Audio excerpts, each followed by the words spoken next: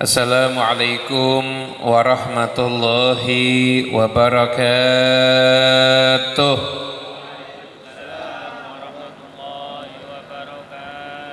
Bismillah walhamdulillah wassalatu wassalam ala sayyidina Rasulillah Sayyidina Muhammadin ibni Abdillah wa ala alihi wa sahbihi wa man walah wa man tabi'a sunnatahu wa qa'tada bihudah ila yaumi liqa'illah amma ba'du. Sedanipun para habaib, para alimul ulama, para kiai, para masyayikh, para sepuh bini sepuh, insyaallah ada Habib Zain, ada Habib Mustafa, Habib Hasan bin Zain, ada Habib Mustafa, ada Habib Zainal Abidin, ada Habib Ibrahim Jamalul Lail, ada Habib Nuha Segaf, dan semuanya para habaib yang terhormat yang kami muliakan, para masyayikh, para alim, para Mayai Nawawi, Syafi'i, dan akhina fillah walillah, Bapak Anggoro, mugi-mugi kita sami tansah pinaringan barokah lan rahmatipun Gusti Allah Subhanahu wa taala. Amin Allahumma amin. Ada juga ini Ramayai Asrori rawuh punyai almarhum Abdullah Sa'ad nggih rawuh masyaallah. Lan senipun hadirin para bapak, para ibu ingkang kula hormati, nanti setelah tausiah ada gambusannya ya. Ya, ini tausiah enggak usah panjang-panjang nanti. Pun yang penting malah cocok kula kali Pak Yai. Pokoknya tausiah singkat aja, yang penting ilmu nanti bisa dibawa pulang ya. Amin Allahumma amin. Jangan kalau dengarkan sholawat enak ya, nikmat ya. Jadi sholawat itu ternyata sholawatnya itu sendiri sudah nikmat. Apalagi kalau dilantunkan dengan suara yang indah, dengan alunan musik yang merdu, maka semakin menambah keindahan daripada sholawat Nabi. Tapi sholawat sendiri itu sudah indah. Lah kalau sholawat mawon niku nggih pun kepenak kados ngoten niku, gimana nikmatnya kalau duduk dengan Kanjeng Nabi Muhammad sallallahu alaihi wasallam. Makanya sahabat itu sebagian ketika disuruh milih duduk sama Kanjeng Nabi atau masuk surga, sahabat itu milih duduk sama Kanjeng Nabi. Jadi mereka sudah tidak bingung lagi dengan surga kalau mereka duduk dengan Rasulullah Sallallahu Alaihi Wasallam. Makanya dulu pernah ada cerita, Pak Bu, pernah ada cerita. Dulu ada salah seorang yang bernama Thauban. Thauban itu jadi budaknya Nabi tapi sudah dimerdekakan, maula Rasulullah Sallallahu Alaihi Wasallam. Nah, Thauban itu ngaji sama Kanjeng Nabi, ngaji sampai sekali waktu dia itu mikir, wow, duduk sama Kanjeng Nabi itu nikmat ya, nikmat tuh duduk sama Kanjeng Nabi Muhammad SAW. Tapi akhirnya dia bingung, iya sekarang aku tuh masih bisa lihat Kanjeng Nabi, mandang Kanjeng Nabi, iso tak pol-pol ke, karena Kanjeng Nabi SAW itu tampangnya luar biasa Pak. Bersinarnya itu luar biasa. Jadi tidak bisa dibayangkan Kanjeng Nabi SAW itu. Ya misalnya Kanjeng Nabi itu kalau jalan lewat satu kampung, itu sak kampung tahu kok kalau Kanjeng Nabi habis lewat, dari saking wanginya. Ini mboten saged dibayangke. Wanginya luar biasa, tampangnya itu luar biasa, akhlaknya lagi luar biasa. Gak bisa kalau mau seindah apapun kita membayangkan, maka aslinya Nabi Muhammad SAW itu jauh lebih indah lagi Pak. Lebih indah lagi. Ini Thauban akhirnya mikir, saya duduk sama Kanjeng Nabi sekarang, lah kalau nanti di akhirat masa hidup ini kan ada umurnya, kullu nafsin dha'iqatul maut. Setiap yang bernyawa, berjiwa pasti akan mengalami kematian, pasti nggak akan enggak.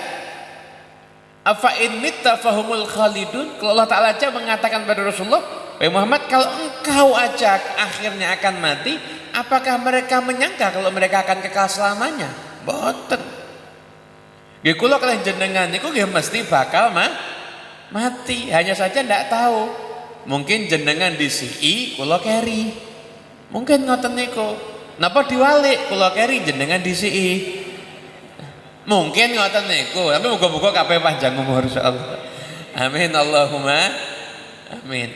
Itu Thauban tuh mikir, Pak, mikir. Iya, saiki aku jek iso nyawang Kanjeng Nabi. Tapi apakah saya akan terus bisa lihat Nabi Muhammad?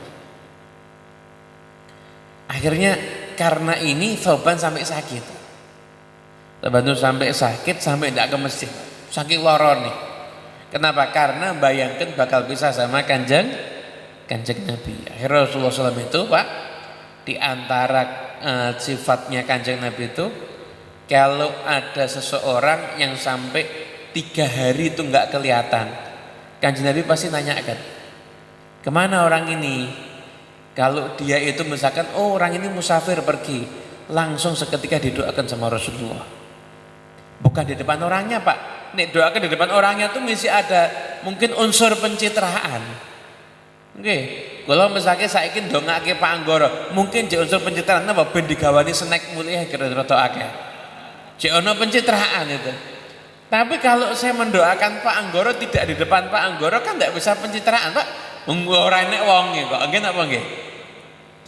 Lah itu Kanjeng Nabi SAW itu bukan pencitraan, Pak. Jadi kalau lihat ada sahabatnya pergi jauh itu, mana kok nggak kelihatan pergi didoakan langsung dongone serius orang baca sih moga-moga selamat nih kula kaya awake dhewe nek ngoten niku mong donga al cangkemmu tok palinge atine lak ya ora ngerti ndongake tenan apa ora niku nek Kanjeng Nabi mboten memang saestu nggih ndongake nanti kalau orang itu sakit ditiliki sama Kanjeng Nabi didatangi rumahnya Pak bayangkan coba itu setiap orang yang didatangi rumahnya oleh Nabi Muhammad SAW maka semuanya langsung jadi sembuh. Wa maridin anta'a idu zalama bihi minal. Setiap orang yang sakit yang disowani didatangi sama Kanjeng Nabi maka akan hilang semua penyakit yang mengganggu dia. Nah, akhirnya Kanjeng Nabi nanya ke Thauban, tidak kelihatan Thauban gimana sakit ya Rasulullah. Nah, setelah itu akhirnya kemudian Kanjeng Nabi SAW itu akhirnya mendatangi Thauban.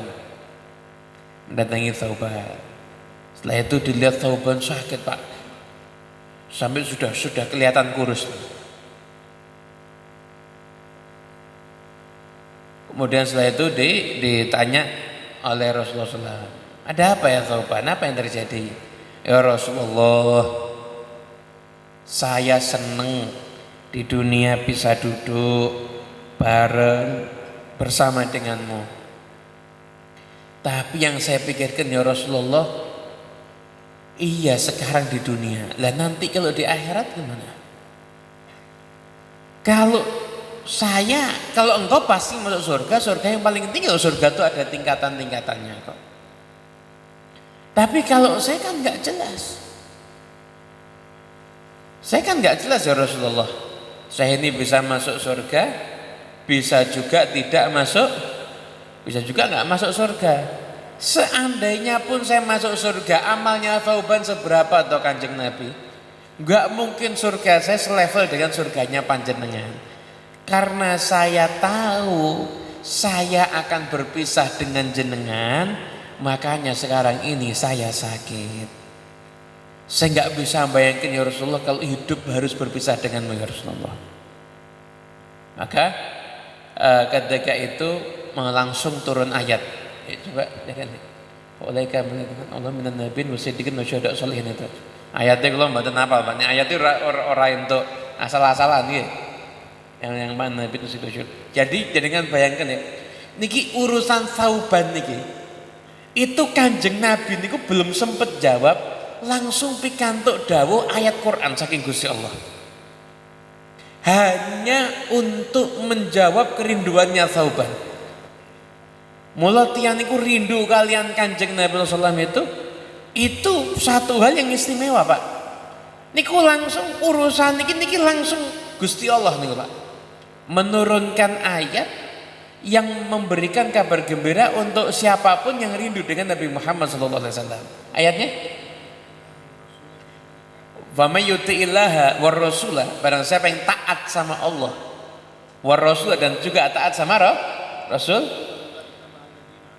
fa ulaika ma'alladzina an'amallahu alaihi minan nabiyyin wasiddiqin wasyuhada wassalihin wa hasuna ulaika rika.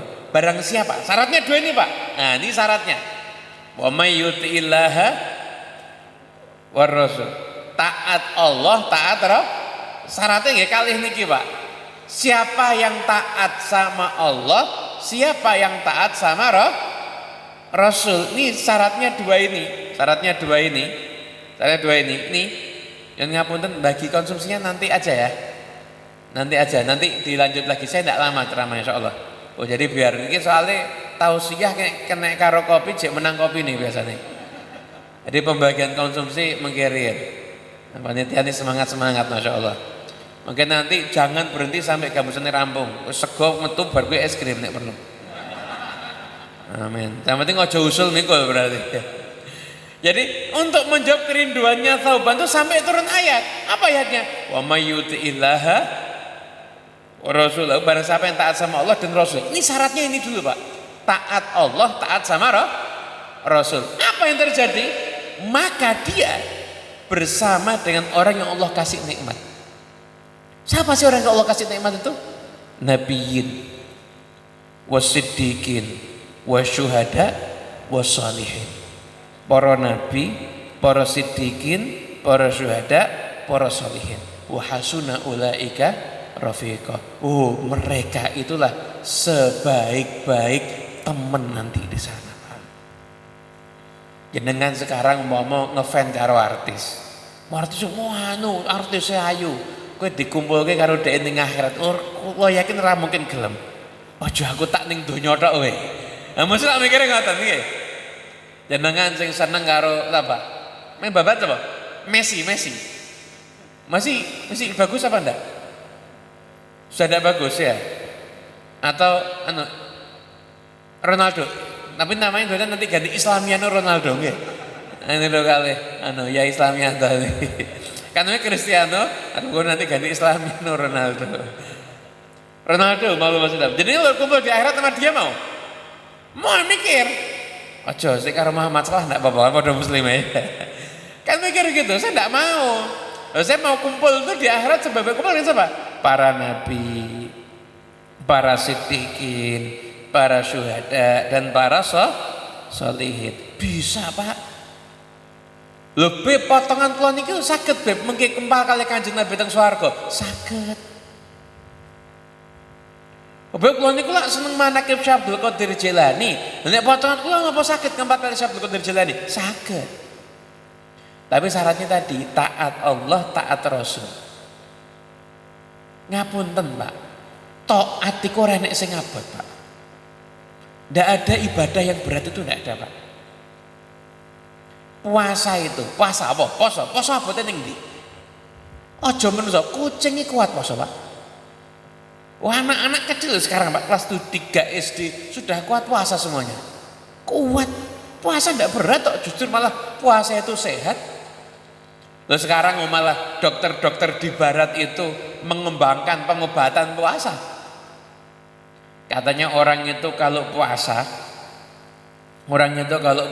rajin puasa itu, tapi ini cara barat nih, awake dhewe tak percaya wis rasa membahas medis yang nek jenenge takdir nek wis wayahe mati ya tetep bakal mati. Lak niku nek awak-awak dhewe nggih, Pak. Tapi diteliti secara medis, Pak. Orang yang rajin berpuasa itu punya peluang untuk hidup lebih lama. Kenapa? Karena sel-sel tubuhnya itu akan selalu baru. Jadi ada proses dalam tubuh namanya autophagy. Kalau orang itu lapar, maka sel tubuh yang mati itu akan dimakan dan digantikan sama sel tubuh yang lebih bagus lagi. Akhirnya ada peremajaan tubuh. Ngapunten nggih. Ada umur berdasarkan lahir, ada umur berdasarkan tubuh, Pak. Saya ini umur lahirnya apa? Umur lahirnya saya ini secara umur saya kelahiran tahun 87 Agustus. Berarti saya tahun 2022 ini umur saya nanti 35 tahun. Tapi saya menimbang Pak kemarin Pak, umur tubuh saya itu 39 Pak, bukan 35. Kenapa? Karena berarti saya ada hal yang mungkin saya kurang sehat. Mungkin ya kakean lek-lekan. Mula pengajian itu serasa dalu-dalu. Yo karo alasan ngeles barang iki soalnya. Mungkin gara-gara kerep lek-lekan mungkin wallahu alam. Itu jadi karena umur tubuh saya Pak, umur tubuh saya itu tidak muda Pak. Umur saya 30 lebih tua berarti saya mesti punya PR gimana caranya supaya lebih sehat lagi. Gitu. Nah, para hormati, jadi ibadah itu tidak ada yang buat poso enteng.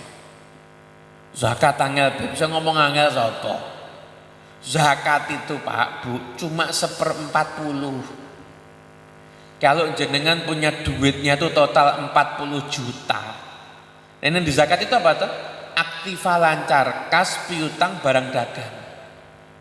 Mobilku di zakatnya apa rapi? Mobil tidak dijual, tidak dizakati. Kecuali jenengan jual beli mobilnya dizakati. Paham ya? Rumah dizakati Beb? Yonda, ini jenengan jual beli rumah, baru rumahnya nanti dizakati. Gitu Bang ya? Tapi kalau jenengan yang zakat normal itu kas, piutang, persediaan barang dagang, itu aja. Kalau total arton jenengan itu 40 juta, berarti 1/40 bagi 40 berapa? Berarti zakatnya jenengan cuma 1 juta. Dikit apa enggak? Enteng toh? Duitnya 40 juta, zakatnya berarti berapa? 1 juta bagi 40 Pak. Kalau duitnya jenengan 400 juta berarti zakatnya berapa? 10 juta. Gampang lah, ngitungnya gampang kan? Bagi 40, 2,5%. Kalau duitnya jenengan 40 miliar, tidak ada yang ngamin. Telat, terus bakat kiri didongake sugihane. Duitnya jenengan 40 miliar. Ya telat ngomong itu separuh netok gue. Berarti zakatnya berapa? 1 miliar. Wah kok akeh Beb? Ya duwemu 39 miliar kok. Oh coba jangan dihitung 1 miliar ya. Yang jenengan kan 39. Kan dikit zakat itu Pak. Dikit kan? Aturan tidak ada yang berat Pak. Sholat sehari berapa rakaat? 17 rakaat tok Pak. Itu cuma paling ya total sholat kita paling sehari berapa? Setengah jam. Pinten nggih? Potongan awak dhewe iki. Bangsa istiqomah kulhu minnas. Sekul tahu karo mie panas. Wallahu ahad, wallahu berbenas, kadang-kadang level naik sedikit ina ataina, munggahne wal asri. Kalau yakin sedina serah mungkin ngungkuli setengah jam. Mentok setengah jam. Tapi Pak setengah jam itu jadi kita Allah kasih waktu sehari 24 jam. 24 jam ini Pak barokah tergantung setengah jam ini Pak. Kalau yang setengah jam ini jenengan beres, 24 jamnya dibuat beres sama Allah Ta'ala. Kalau yang setengah jamnya ini tidak beres Pak, 24 jam jenengan tidak beres Pak. Mesti enek ae. Sing ora enek sebab sithik-sithik sumpek. Akeh ta? Wong saiki sithik-sithik gawe status galau. Betul. Dan kita semua jadi orang yang sehat walafiat insyaallah nggih, waras zahir batin. Banyak anak-anak muda sekarang itu kaya wong ndak jelas ngono, Pak. Wong ndak jelas. Kadang-kadang bingung karepe dhewe, nangis karepe dhewe. Kadang-kadang ada keinginan untuk melukai diri sendiri, bukan cuma satu dua, kan tak beres karena sumpek. Nah, ini kalau jenengan sholat beres, semuanya beres insya Allah. Taat Allah tuh tidak ada yang ngabot Pak. Saya ngabot ki mungkin sing kulino. Enek wong ngrasani mingkem ngalih. Enteng toh? Mingkem ngalih. Ora sampe ngrasani. Enteng lho jane. Sing gawe abot apa? Pengen melu ngrasani. Kan ndak taat Allah itu berarti tidak. Lah kenapa nggih? Jenengan nek ngrasani wong lho. Ngrasani itu Pak kalau di kitab Ihya-nya Imam Ghazali. Niku ngungkuli zina ping 30, Pak. Lah kok iso begini? Orang zina itu sebejat-bejatnya orang zina tidak mungkin nganggap zinanya itu taat. Tidak mungkin. Nawa itu zina, tidak mungkin. Tidak mungkin dianggap zinanya itu taat, Pak. Kenapa? Karena mereka pasti tahu ini satu hal yang berdosa. Bahkan yang pun ngaji pun nate mireng-mireng dawuh para ulama, manzana zunia wala fi haiti dare. Orang yang berzina keluarganya bisa di sini sekalipun di pagar rumahnya. Sekalipun di pagar rumahnya. Nah, itu takut Pak. Tapi kalau orang ngerasani Pak, Bu, semakin sering ngerasani, semakin rumongsone awake suci. Lah kalau sudah merasa dirinya suci, dari mana mau tobat? Mula kula ningali wong mendem tobat kathah. Kulino wedokan tobat kathah. Tapi nek kulino ngrasani tobat hampir ora tau krungu kula. Angel kita apa nggih? Kenapa? Karena semakin doyan ngrasani, semakin rumangsa awake suci. Lah nek rumangsa awake suci, dari pintu mana dia akan bertaubat? Lalu dia tidak merasa dirinya itu berbuat dosa. Ini taat Allah, taat Rasul, nggak ada yang susah. Semuanya itu gampang, tapi balasannya nanti pasti akan istimewa. Kenapa kok istimewa? Karena orang yang taat Allah dan taat Rasulnya nanti di surga akan bisa kumpul bersama dengan kanjeng Nabi Muhammad sallallahu alaihi wasallam. Salat Nabi Muhammad. Ya, oleh karena itu monggo Pak, Bu, para bapak ibu yang kami hormati, monggo ayo. Jangan pengen enggak nanti di akhirat kumpul sama kanjeng Nabi? Pengen tak? Mulai sekarang kita ngelatih taat Allah dan taat Rasul. Ayo mulai besok salat subuhnya jangan telat. Subuh telat ping loro ping pindho ki cek maklum. Tapi nek bendina telat kuwi jenenge kurang ajar iki berarti. Lah nggih lah nek sedina telat maklum, mungkin namanya juga manusia maklum. Tapi nek bendina telat ki nyepelekke. Ngapunten coba ada pengumuman besok yang salat subuh di masjid dapat duit 50.000. Orang lo ya kita mungkin telat. Oh, mungkin sing setruknya mangkat mungkin. Aku tuntun mangkat.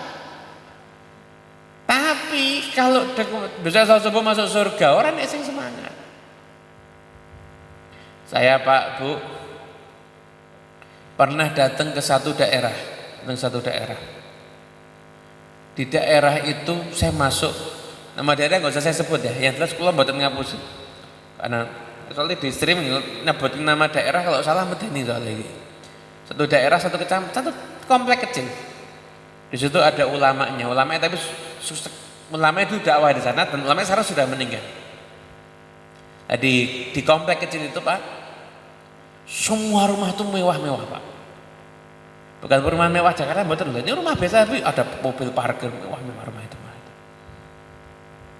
Subhanallah, saya lihat begitu sholat subuh di musola situ Pak, itu musolanya Pak gede Pak, satu saf tuh mungkin bisa 80 orang mungkin. Itu setiap sholat subuh tidak kurang dari 6 saf, 7 saf, 8 saf, semuanya sholat subuh Pak. Itu rahasianya rezekinya dikasih berkah sama Allah Ta'ala. Nek wis iso jaga sholat subuh mesti sholat liyane iso dijogo. Kenapa? Karena subuh yang paling berat. Kadang-kadang kalau bingung karo cah nom zaman saiki, Liga Champion jam 2 iso tangi, subuh ora iso tangi. Lagi tidak jelas ini berarti ini. Makanya yuk kalau kita rindu sama Nabi Muhammad SAW, berjumpa sama Kanjeng Nabi, maka kita biasakan taat sama Allah dan taat dengan Rasul. Pak Bu, Bapak Ibu yang dimuliakan Allah Ta'ala, tidak mungkin hidup kita itu akan baik kecuali hubungan kita sama Allah juga baik. Demo-demo aja, hidup kita nggak mungkin baik kecuali hubungan kita dengan Allah itu baik. Nggak mungkin jenengan nyulayani Gusti Allah terus uripe penak, nggak mungkin. Nggak mungkin. Allah Ta'ala maha mampu menjadikan ayam bisa mati di lumbung beras, dan orang bisa mati sekalipun di tengah kekayaan yang banyak. Jangan bilang itu aku duwe tangga rasa tapi duitnya akeh, aja anggap ku hebat.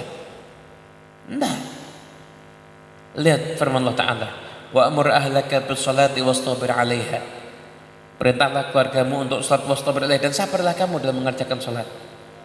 La nas'aluka rizqan, kalau Allah aku enggak minta rezeki, nahnu narzuquka, justru kami akan ngasih rezeki. Terus apa kata Allah Ta'ala? Wal 'aqibatu littaqwa, dan hasil akhir yang baik hanya untuk orang yang bertakwa.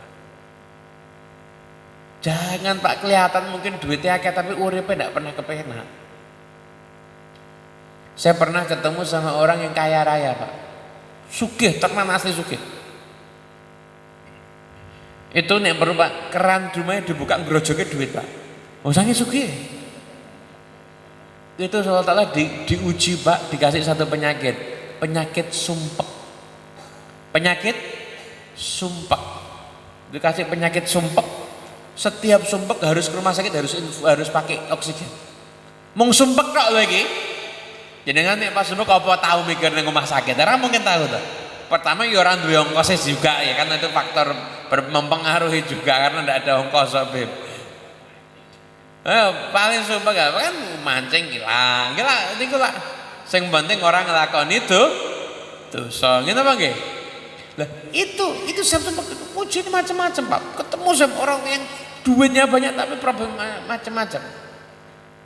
Orang kalau tidak sholat ingat-ingat, tidak mungkin orang itu dirinya hidup yang baik kalau dia tidak punya hubungan yang baik dengan Allah Subhanahu wa Ta'ala. Syaratnya orang itu hidup di dunia itu baik, di akhirat baik, hubungan sama Allah itu harus baik. Wis titik itu. Hubungan Allah harus baik. Tapi saya manusia kadang-kadang ngelakoni maksiat. Caranya orang kalau berbuat dosa itu gimana? Atau apa yang harus dilakukan? Tidak ada orang yang lepas dari perbuatan dosa Pak. Semua orang itu pasti pernah berbuat dosa. Yang penting dua hal ini. Jangan mencari pembenaran dari dosa yang Anda lakukan. Dosa aku nana dosa. Yang kedua, segera tobat. Kepleset lagi Beb, sama, jangan dibenarkan, segera tobat. Insya Allah nanti kalau jadi itu memang betul-betul pengen tobat, Allah Ta'ala akan letakkan dalam hati perasaan tidak tiba-tiba benci dengan perbuatan maksiat. Bisa seperti itu, bisa. Saya punya ini maaf bukan nyindir yang ngerokok bukan nyindir yang ngerokok bukan. Saya punya tetangga sudah sepuh. Itu enggak saya sebut namanya, kecanduan rokok Pak luar biasa. Sampai bojone iki ngancem. Kowe milih aku apa milih udut? Aku milih udut.